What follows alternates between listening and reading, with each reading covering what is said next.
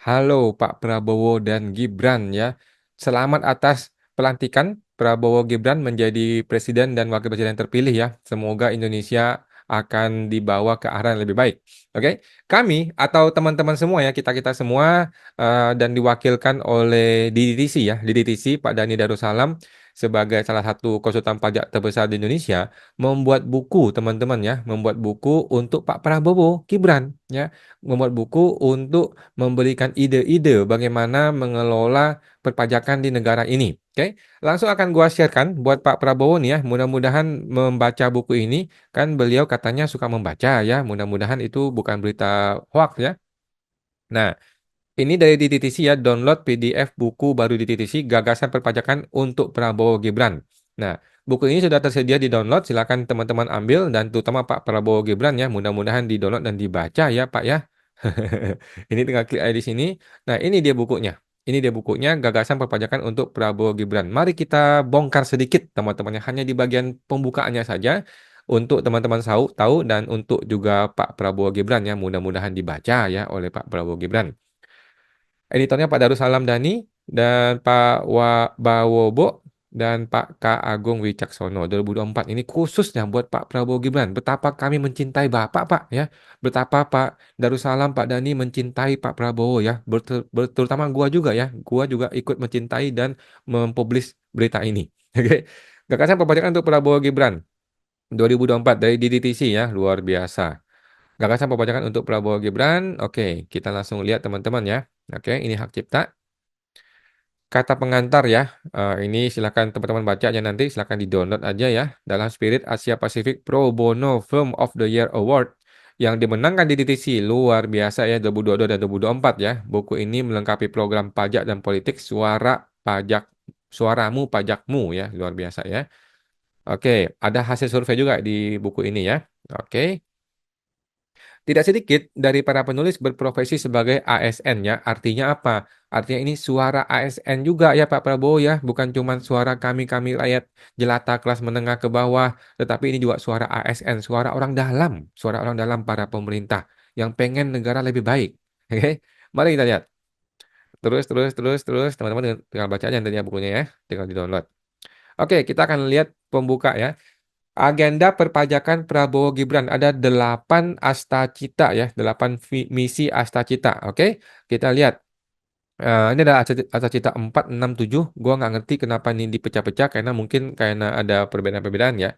Yang pertama, astacita 4, penguatan sistem peningkatan kualitas SDM. Nah, menurunkan dan bahkan menghapuskan bea masuk sejumlah alat kesehatan yang masih belum mampu diproduksi di dalam negeri melalui perubahan kategori dari barang mewah. Oke, ini adalah misinya Pak Prabowo. Kita sependapat, teman-teman yang gue sih sependapat sekali bahwa barang kesehatan yang kita tidak bisa produksi ada ya, ya kita bebaskan biaya masuknya gitu. Masalahnya ini impor mengimpor ini masih banyak mafianya ya. Tolong Pak Prabowo dibenerin. Peningkatan prestasi olahraga memberikan keringanan ya, memberikan keringanan pajak bagi klub-klub olahraga. Ini gue setuju banget ya. Olahraga itu boleh lah ya dikasih keringanan karena gue juga suka olahraga dan mereka juga tidak enak-enak banget hidupnya ya para olahragawan ya. Jadi lebih baik dikasih keringanan pajak, boleh, boleh, bagus. Pemerataan ekonomi ya. Meningkatkan daya beli masyarakat dengan mengendalikan tarif listrik dan harga BBM serta mengendalikan pengenaan pajak. Hmm, ini ini urusan orang pemerintahan ekonomi lah ya. Terus terang tidak mudah ya mengendalikan listrik dan BBM, tidak mudah. Lagi pula BBM kita kacau balau ya, katanya paling busuk di dunia ini. Ya kita nggak tahu lah ya. Bagus, ini bagus Pak Prabowo ya. Asta cita yang ketujuh, reformasi politik, membangun single identity number ini sudah dilakukan ya melalui KTP elektronik dan mudah-mudahan ke depannya SIN akan betul-betul terlaksana ya. KTP, SIM, paspor semua digabung dalam satu single identity number. Nah, tetapi kan mudah-mudahan nggak dikorupsi ya. Kalau dikorupsi ya celaka lah dan sistem informasi administrasi dan database kependudukan untuk mencegah identitas ganda, mencegah penyalahgunaannya, dan mempermudah pelacakan aset, pajak maupun persoalan nik ganda pada DPT di dalam pemilu. Setuju ya? Setuju Pak Prabowo? Dan kita semua setuju ya, masalahnya tuh cuma satu, jangan dikorupsi gitu aja sih. Ya, kalau nggak dikorupsi, dilakukan yang benar, ya semuanya mudah-mudahan akan lebih baik gitu loh Pak Prabowo ya. Jangan cuma kami yang digencet disuruh bayar pajak, tetapi koruptor-koruptor diberantas dong. Kemudian reformasi hukum. Melakukan revitalisasi fungsi pengawasan melalui pembangunan inspektorat independen dan akuntabel dan pengawasan kebocoran penerimaan negara yang dikombinasikan sistem transaksi keuangan yang bersifat bankable dan pembayaran non-tunai. Ini setuju banget ya. Bahkan di negara-negara besar itu sudah kecil sekali ya transaksi tunai. Di Indonesia, transaksi tunai masih banyak dan akan semakin banyak. Kenapa? Karena sistem pajaknya hancur lebur, eh, tetapi data pajaknya lebih kuat, sedangkan si oknum-oknum pajak makin banyak. Akibatnya apa? Akibatnya adalah orang beralih ke transaksi tunai gitu. Akhirnya orang bukan makin patuh, malah makin kacau balau ini sistem pajak di Indonesia ini nanti. Oke. Jadi memang betul ya. Caranya adalah dengan merubah sistem menjadi bankable dan non tunai. Tetapi tolong dong Pak Prabowo, perbaiki oknum-oknum pajak, oke, perbaiki oknum-oknum di dalam pemerintahan pajak. Dan satu titipan gue buat Prabowo, mesti dibikin tax amnesty, ya, harus dibikin tax amnesty untuk start dari sebelum Cortex dan setelah Cortex. Kalau nggak ada itu, habis orang akan diberantas, orang akan diperas, orang akan diintimidasi, orang akan terjadi penghantaman di mana-mana terhadap orang-orang kelas menengah dan ke bawah karena Cortex yang lebih rapi yang tidak dibarengi dengan adanya teks amnesti. Bahaya, Pak. Ini bisa chaos, Pak. Ya. Reformasi tata kelola pemerintahan ya, Asta Cita 7. Meningkatkan pendapatan negara, baik dari pajak maupun bukan dari pajak, itu semua orang setuju ya. Untuk mendukung pertumbuhan anggaran pemerintahan dalam implementasi kebijakan fiskal yang mampu melipat gandakan program peningkatan kualitas SDM, baik kesehatan, pendidikan, sains, teknologi, serta kesejahteraan sosial. Setuju ya, kita semua mah setuju yang hal begini. Masalahnya oknum pajaknya, Pak, tolong diperbaiki ya. Mendirikan Badan Penerimaan Negara ini omong kosong ya, buang aja ini karena Bu Sri Mulyani sudah bilang tidak usah mendirikan BPN karena Sri Mulyani tidak mau melepaskan cengkeraman dia kepada DJP ya. Kalau sampai lepas dia juga nggak mau jadi Menkeu. Kalau dia nggak mau jadi Menkeu, hancur negara ini ya. Jadi omong kosong, lupakan BPN ini ya, lupakan aja. Menaikkan batas penghasilan tidak kena pajak dan menurunkan tarif PPh 21. Ulang. Menaikkan batas penghasilan PTKP. Betul ya, PTKP ini memang sudah seharusnya naik. Dari zaman kapan PTKP sudah harus naik? Tetapi kan Indonesia ini mengalami ketimpangan penghasilan yang luar biasa ya. Dari satu pulau dengan pulau lain itu terjadi ketimpangan sosial dan ekonomi yang luar biasa jauh. Sehingga PTKP ini sulit. PTKP ini sulit untuk diterapkan ya. Kalau udah naikkan, sekarang kan 5 juta ya, 4,5 juta kan? 4,5 juta PTKP, kalau dinaikkan mau naikin berapa? Nanti kalau naikin menjadi 6 juta, 7 juta, atau bahkan 10 juta, nanti orang nggak bayar pajak nanti. Ya, untuk pegawai-pegawai gitu. Dan menurunkan tarif PPh 21 untuk mendorong aktivitas ekonomi dalam rangka menaikkan rasio pajak. Bagaimana ceritanya Pak Prabowo turunin tarif kok bisa naikin rasio? Itu nggak nyambung. Gue bingung nih Pak Prabowo ini dari kemarin-kemarin mengenai ini ya. Tarif mau diturunin, tetapi rasio mau dinaikin. Gimana caranya? Itu kan akibatnya kan adalah menggencet orang-orang yang sudah ada. Kan gitu. Orang-orang yang sudah ada di kelas menengah ini akan digencet habis-habisan. Kalau orang kelas atas nggak mungkin disentuh. Ya kan? Orang kelas atas mana bisa disentuh? Nggak mungkin. Dia yang ini kok oligarkinya. Nah, kelas menengah akan kena. Jadi tidak masuk akal ketika tarif PPh-nya mau diturunin, tetapi rasio mau dinaikin itu hal yang tidak mungkin. Mimpi aja menurut gua. Tetapi kalau itu mau dilakukan, yang terjadi adalah upaya pemberantasan ya, upaya menghantam para wajib pajak, terutama dengan data Cortex. Jadi saran gua udahlah, bikin tax amnesty selesai. Bikin tax amnesty, oke, mulai sekarang lu diampuni yang kemarin-kemarin ya, tetapi jangan lagi bikin dosa di masa depan. Gitu yang seharusnya dilakukan oleh Pak Prabowo. Kita tunggu deh, gua rasa akan ada tax amnesty ya. Kemudian mencegah kebocoran pendapatan negara dan pajak di bidang SDA dan komunitas bahan mentah. Terus terang ini menurut gua omong kosong ya. Sumber daya alam adalah salah satu tempat koruptor yang paling banyak, salah satu tempat pendanaan uang kampanye. Mohon maaf nih Pak Prabowo ya, ini hanya pendapat pribadi gua ya, mudah-mudahan salah gitu. Disitulah tempat paling banyak uang itu uang haram tuh jadi di situ gitu loh. Nah, bagaimana lu mau beresin ini? Sedangkan orang-orang itu ada di balik dari orang-orang berjasa terhadap Pak Prabowo. Sulit ya, sulit menurut gua ya. Tetapi mudah-mudahan ini bisa dilakukan. Kalau ini bisa dilakukan, wah pendapatan negara pasti naik ya. Karena SDM kita tuh banyak sekali digarap dengan cara yang salah, digarap dengan tidak bayar pajak atau bayar pajak yang sangat minimal. Jadi kalau mau dibenerin, ini bakal menaikkan penerimaan pajak tuh luar biasa tinggi ya. Tetapi terus terang gue pesimis ya. Mudah-mudahan kita tunggu ya. Kita tunggu Pak Prabowo bagaimana bukti atas nawacita ini. Asta cita ya, sorry. Menghentikan praktik manipulasi atau misinvoicing dalam pelaporan kegiatan ekspor, serta mewajibkan pengolahan bahan mentah di dalam negeri, smelter ya, smelter, kilang minyak, dan industri pengolahan pengolahan lainnya. Ini betul, setuju kita. Masalahnya tuh oknumnya bisa dibenerin nggak? Gitu loh. Lu mau benerin sistemnya, orang-orang di dalamnya mau berubah apa enggak? Gitu loh. Sekarang kalau orang itu tidak mau dirubah, kemudian ketahuan, apa sanksinya? Apa sanksinya coba? Hukuman mati. Kalau mau hukuman mati susah, Bos. Susah hukuman mati ya. Apa sanksinya? Nah, ini mesti jelas. Gitu Pak Prabowo ya. Jangan cuman asta-cita begini. Bagaimana penerapannya nanti? Masyarakat mau lihat. Bisa nggak lu menghantam orang itu? Ketika lu mau menghantam orang itu, dia telepon ke menteri ini, dia telepon ke menteri itu, dia telepon ke saudara lu, ke saudara-saudara Prabowo. Akhirnya hilang kasusnya. Bagaimana Pak? Bisa nggak? Berani nggak Pak Prabowo tegas? Wah, sulit ya, sulit. Memperbaiki birokrasi dan manajemen ekspor impor nasional serta mewajibkan penyimpanan devisa hasil ekspor di bank-bank dalam negeri dalam waktu yang optimal.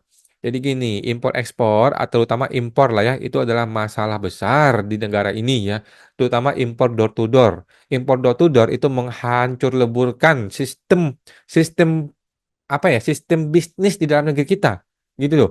Orang yang mau main benar jadi nggak bisa benar, orang yang mau benar malah bangkrut, orang yang tadinya benar malah berubah jadi tidak benar gara-gara impor door to door Pak Prabowo. Lu tahu lah ya, lu tahu Sri Mulyani apalagi dia tahu banget kejadian ini, tetapi dibiarkan. Kenapa dibiarkan? Karena susah. Sri Mulyani juga nggak bisa ikut campur. Ini orang dalamnya terlalu kuat. Ya, orang dalam terlalu kuat. Gimana caranya Pak Prabowo? Presiden harus berani ambil keputusan. Berani nggak Pak Prabowo? Hantam tuh orang-orang itu. Orang-orang bea cukai yang brengsek tuh. Bisa nggak? Ya oknum, ya oknum. Bisa nggak Pak Prabowo? Sulit ya, sulit ya. Tetapi ini semua hanya goodwill aja. Ini semua hanya masalah goodwill. Dan gua rasa kalau Prabowo memang punya visi ini, dia berani menerapkan, gue rasa bisa kok ya, bisa gitu. Kalau ini dibiarkan, hancur UMKM kita, hancur para pengusaha-pengusaha pabrik dalam negeri, karena tidak mampu bersaing dengan importir-importir yang kelasnya itu borongan seperti itu yang door to door. Oke, Pak Prabowo, gue sependapat dengan visi Astacita ini, tetapi jangan cuma ngomong, tetapi tolong dipraktekkan langsung Pak Prabowo ya. Membebaskan pajak selama 2 tahun pertama untuk UMKM yang baru berdiri dan terdaftar secara resmi. Aduh. Kalau Bapak bebaskan, ini Pak, ada dua masalah ya. Masalah pertama, orang kalau dibebaskan di 2 tahun pertama, dia jadi terbiasa bebas pajak. Orang jadi punya mindset, gue mau bebas pajak. Nggak boleh digituin orang. Orang tuh masih diajarin dari awal, lu masih bayar pajak. Gitu loh. Orang tuh jangan diajarin 2 tahun pertama lu nggak bayar pajak ya. Orang jadi nyaman. Orang jadi nyaman. Nanti setelah 2 tahun dia pakai lagi cara 2 tahun ini dengan NPP orang lain contohnya. Gitu loh. Orang jangan dibiarkan, jangan diedukasi untuk tidak bayar pajak. Orang harus diedukasi untuk membayar pajak sejak dari awal. Supaya dia punya mindset, oh kalau gue dagang, gue mesti bayar pajak. Supaya dia punya mindset, kalau gue usaha, gue punya penghasilan, gue punya harta, gue mesti bayar pajak. Orang harus punya mindset itu sejak dari awal dia mulai usaha.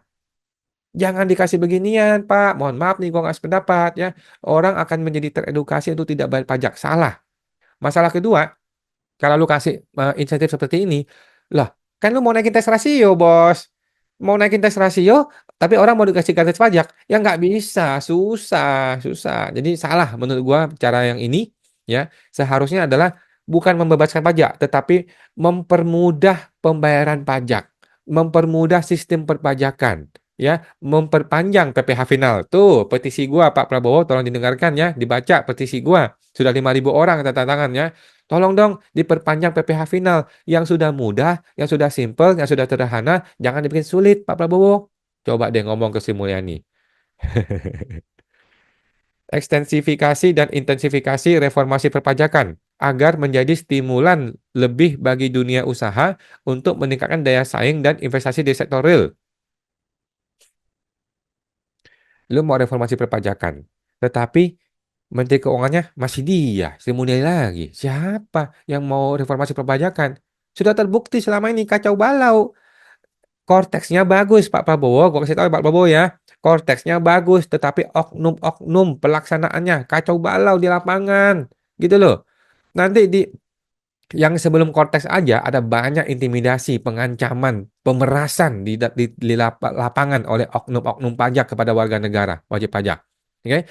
Nanti dengan korteks semakin parah upaya intimidasi, pengancaman dan pemerasan, Pak. Bagaimana solusinya? Solusinya cuma satu, transparansi, Pak. Semua kantor pajak wajib merekam audiovisual. Bisa nggak begitu? Berani nggak Sri Mulyani membuka akses perekaman di kantor pajak? Sekarang kan nggak boleh merekam di kantor pajak, Pak Prabowo. Bagaimana?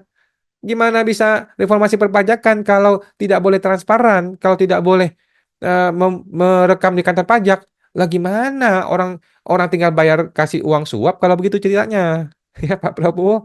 Aduh, Sri Mulyani, Sri Mulyani. Memberikan insentif bagi industri buku dengan menghapus PPN untuk semua jenis buku dan menjadikan pajak royalti buku bersifat final. Setuju. Ini gue setuju. Tinggal apa? Tinggal dipraktekkan, Pak Prabowo. Coba dipraktekkan. Bisa nggak dipraktekkan? Mau nggak Sri Mulyani melakukan ini? Coba deh. Oke. Gagasan perpajakan untuk Prabowo Gibran. Oke. Ada 17 program prioritas, ada 8 program hasil terbaik cepat. Apa itu? Menyempurnakan sistem penerimaan negara, oke? Pemerintah akan melaksanakan amanah konstitusi pasal 23A ya Undang-Undang Dasar secara taat asas sehingga dipandang perlu untuk meningkatkan kapasitas lembaga penerimaan negara. Diharapkan lembaga ini mampu memberikan kontribusi positif terhadap upaya mendapatkan sumber pembiayaan pembangunan dan keberlanjutan. Ini mah normatif, Pak. Ini mah normatif. Langkah nyatanya apa? Memperkuat pembangunan SDM, sains, teknologi, pendidikan, kesehatan, prestasi olahraga, kesetaraan gender, serta penguatan peran perempuan, pemuda, dan penyandang disabilitas. Ini mah normatif. Bagaimana masalahnya, teknisnya bagaimana? Mendirikan Badan Penerimaan Negara. Oh, mau omong kosong ya, lupakannya. BPN ini lupakannya. Ini kalau Sri Mulyani masih menjabat tidak ada BPN. Gitu ya. Kalau Sri Mulyani dipecat, negara hancur. Jadi tidak ada BPN ya. Omong kosong BPN, lupakan itu mimpi yang akan yang perlu dibuang ke tong sampah. Oke. Dan meningkatkan rasio penerimaan negara terhadap PDB 23% ini kita masih nggak ngerti maksudnya sampai hari ini ya. Memang lu ngerti teman-teman? Coba yang nonton video ini, lu ngerti nggak apa itu rasio? Gue sih nggak ngerti ya, dan gue rasa banyak orang nggak ngerti ya. Apa itu rasio dan bagaimana praktek pelaksanaan rasio ini dan bagaimana ceritanya bisa 23%. Sekarang tuh baru 10% kalau nggak salah.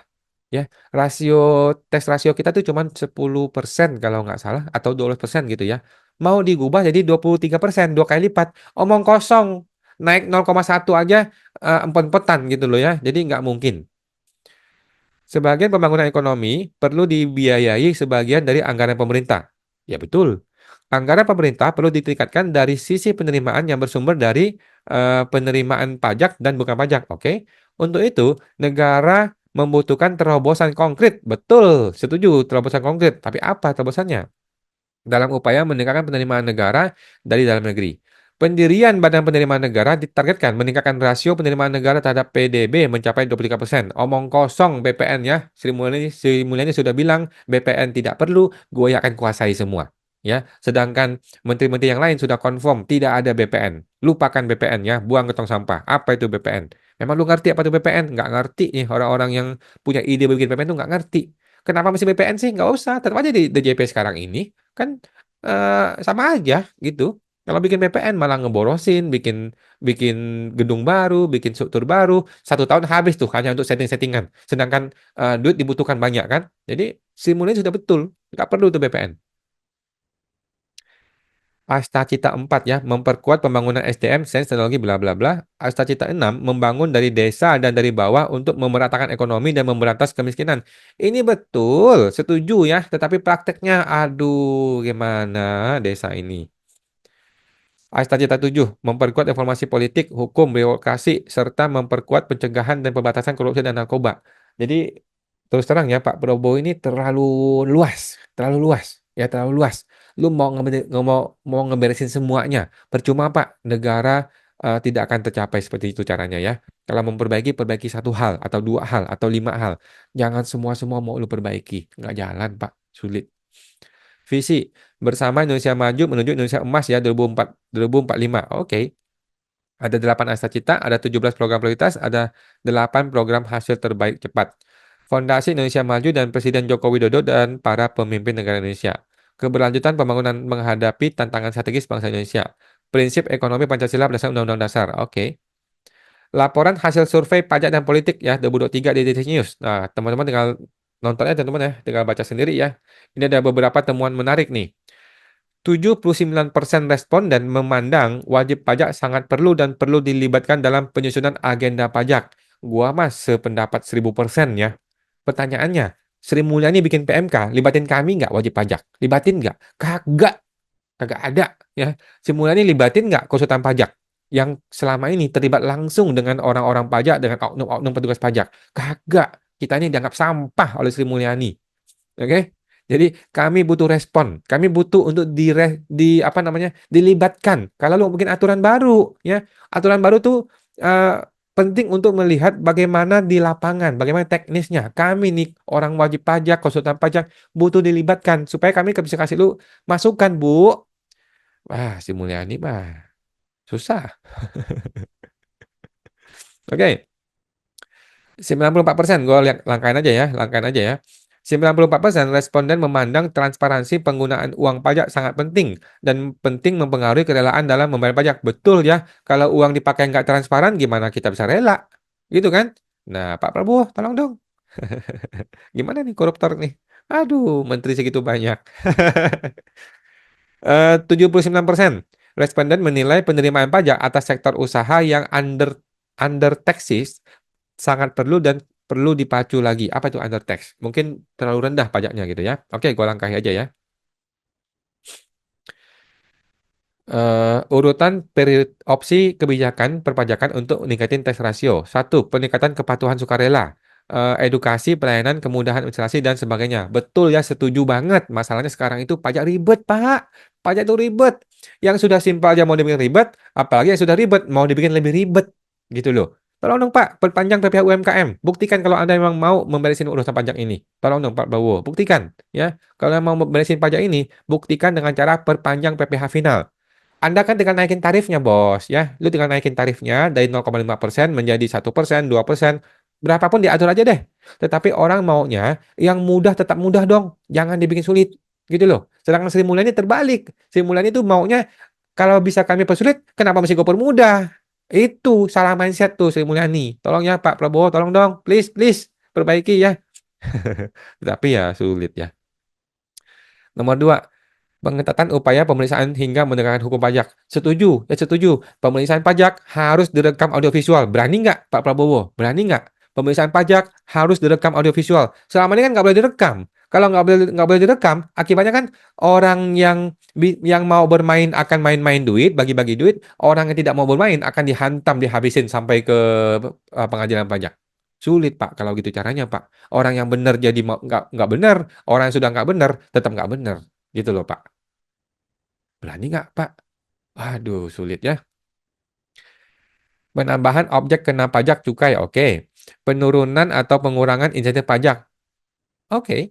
Kenaikan tarif pajak, jenis pajak. Kata Pak Prabowo mau diturunin, gimana mau dinaikin? Ya, jadi gue bingung. Prabowo ini agak agak kontradiktif ya. Dia mau turunin tarif pajak, tapi dia mau naikin tax ratio. Ini dua hal yang nggak nyambung.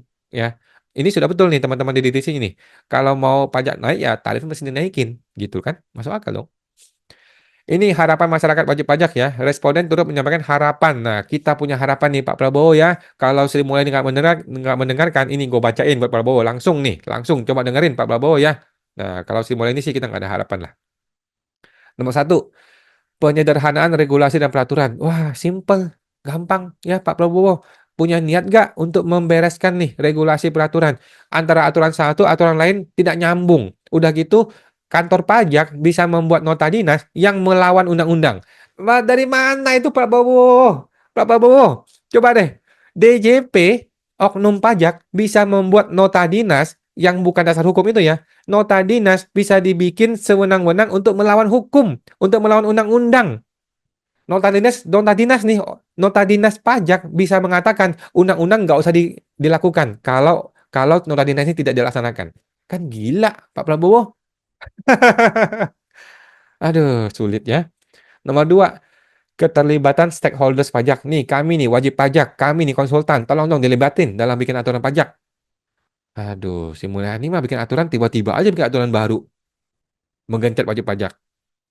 Nomor tiga, penguatan edukasi pajak. Nah, Pak Prabowo, tolong nih ya, selama ini oknum-oknum pajak tidak ada edukasi pajak. Dia tugasnya apa? Tugasnya menghantam wajib pajak. Kami dihantam, dikasih pajak yang tinggi-tinggi, nggak ada edukasi pajak.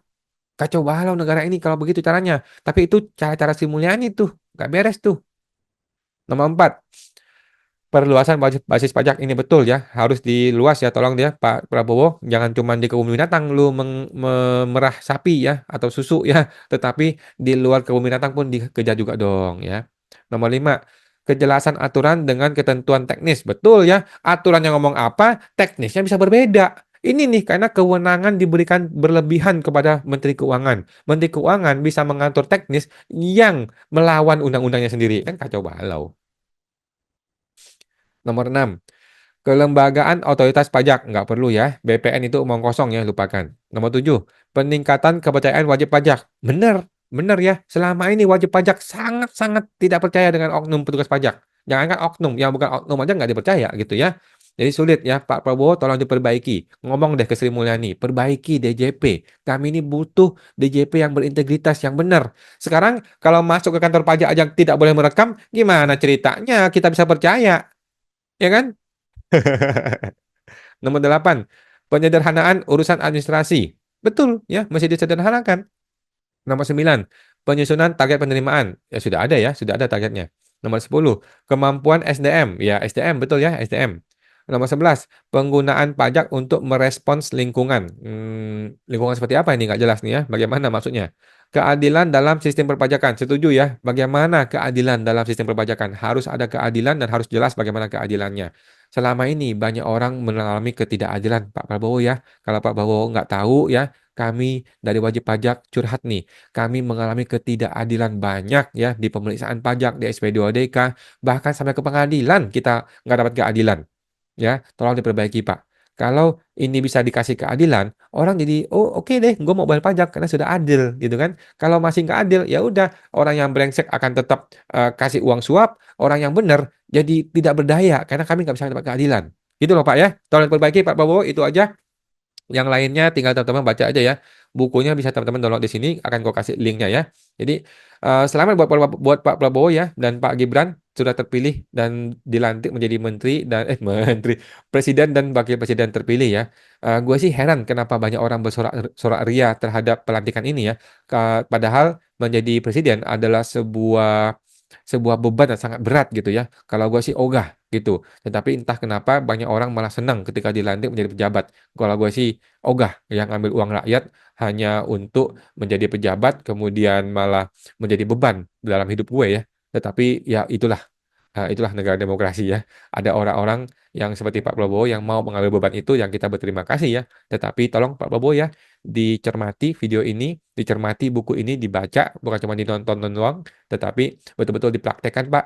Kami negara Indonesia, kami rakyat Indonesia ini butuh menjadi negara yang lebih baik. Kita butuh petugas-petugas pajak, para sumber daya manusia di dalam DJP juga diperbaiki. Jangan cuma kami yang disuruh perbaiki, Pak. Jangan cuma wajib pajak yang disuruh wajib pajak dengan benar, tetapi tolong dong orang-orang di dalam pemerintahan disuruh jadi orang yang lebih benar. Gitu, Pak.